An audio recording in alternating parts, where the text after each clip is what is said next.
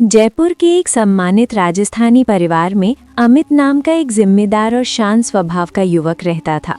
वो अपने माता पिता का सहारा और अपनी छोटी बहन पायल का सबसे अच्छा दोस्त था।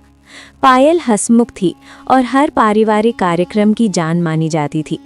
अमित अक्सर कहा करता था कि पायल के बिना घर का कोई भी उत्सव अधूरा लगता है। कुछ दिनों बाद घर में पहली बार कुल देवी का भव्य जागरण होने वाला था।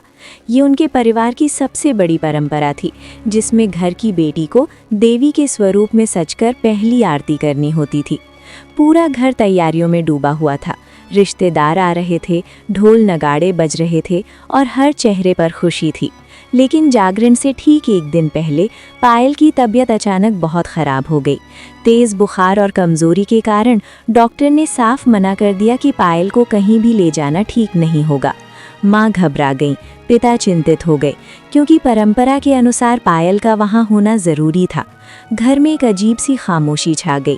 उसी खामोशी के बीच पायल ने हल्की मुस्कान के साथ मजाक में कहा कि भैया, आप ही मेरी जगह देवी बन जाइए। आखिर बचपन में मेरी चुन्नी पहनकर नाचते तो आप ही थे। सब हंस पड़े, लेकिन अमित चुप रहा। कुछ देर बाद उसने गंभीर आवाज़ में कहा कि अगर इससे परिवार की परंपरा और माता पिता का सम्मान बचता है तो वो तैयार है। माँ की आंखें भर आईं।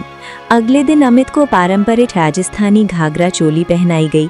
माथे पर बिंदी, हाथों में चूड़ियाँ, गले में हार और हल्का सा मेकअप किया गया।